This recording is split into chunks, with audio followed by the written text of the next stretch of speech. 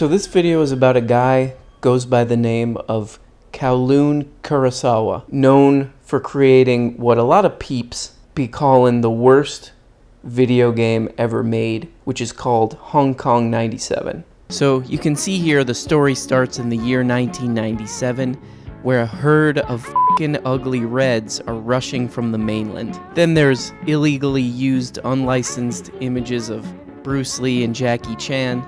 And then the end screen is a picture of an actual dead body. So I started really going down a rabbit hole, reading the writings of this guy, Kowloon Kurosawa, who is mostly a travel writer and kind of journalist. If you read the stuff that he writes, I think you really understand what he was doing with this game, and that it was much more than just a unplayable Nintendo game. So he's mainly a writer and journalist, but not a normal writer and journalist.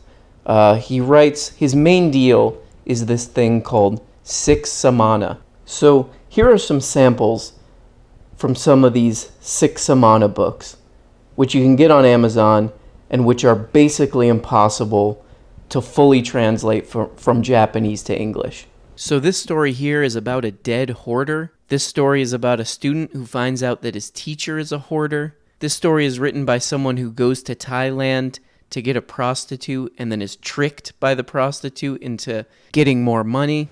A story about someone who accidentally leaks a sex tape and then it ends up on Facebook. I regret that I have delivered indecent video that stimulates inferiority, and ask forgiveness to everyone who uses Facebook. Extra hen. DJ Kitabayashi emergency report was scammed on the dating site. A man is 57 years old. After being able to remember, the testicles which continued making the semen like the oil field were also a rest, and loneliness is only further recruited. Okay, so some of these aren't translating very well, but he's also clearly very into video games. Here's another article he wrote about visiting a Japanese video game museum. My father's crying. I've been playing at the Super Hunted Game Museum that collected National Treasure games. The great thing about this Japan Game Museum is that it's not just watching, it's actually playing, even in the free play state, only for admission fee. What's more, the retro enclosure like miracle that exists in front of itself keeps the state of the almost perfect heyday. It's an unbelievable majesty of anything. He also does a segment that you can find on his website called 360 Looking for the Legendary Room, where he takes 360 photos of legendary rooms. This is someone who really cares about video games from their beginning, basically, as a form of creative expression. And at the same time is part of this kind of underground world that the mainstream can't really talk about and doesn't really want to talk about. So that's where this guy, Kowloon Kurosawa, was coming from. And here's a quote from an interview with him. When I was young, I harbored a dream of working in the games industry, but I disliked Nintendo games. The settings and the characters all felt stale.